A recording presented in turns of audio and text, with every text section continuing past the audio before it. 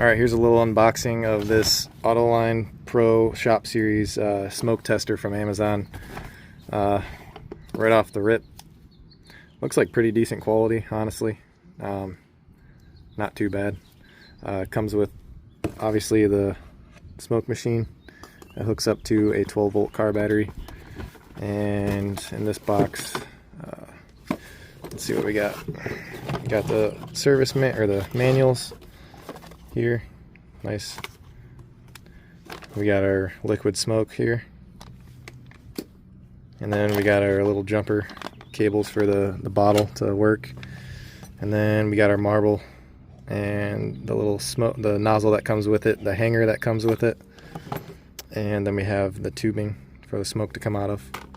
And then I bought this separately. You can buy these, it's like 20 bucks for this. You can buy the little rubber caps and more test nozzles for the to fit in different orifices on the engine and intake system. And then yeah, here in a second we'll get this thing running and I'll show you what it does.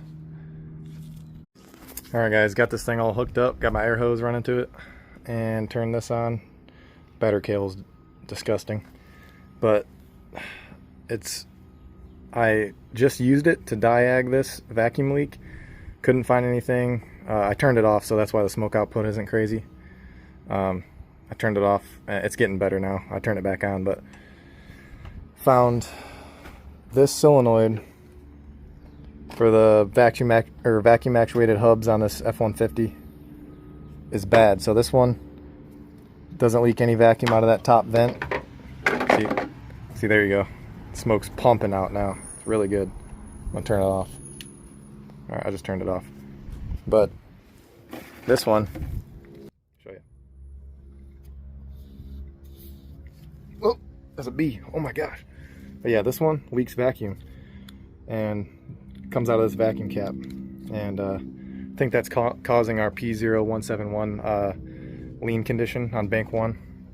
Because this for this goes directly, well, it was affecting both banks on the fuel trim, so the fuel trim was high on both banks, but this is so close to bank 1, which this is bank 1 on this truck. I'm guessing maybe it was sucking more air down into there. I don't know. We're gonna test it and find out here in a minute.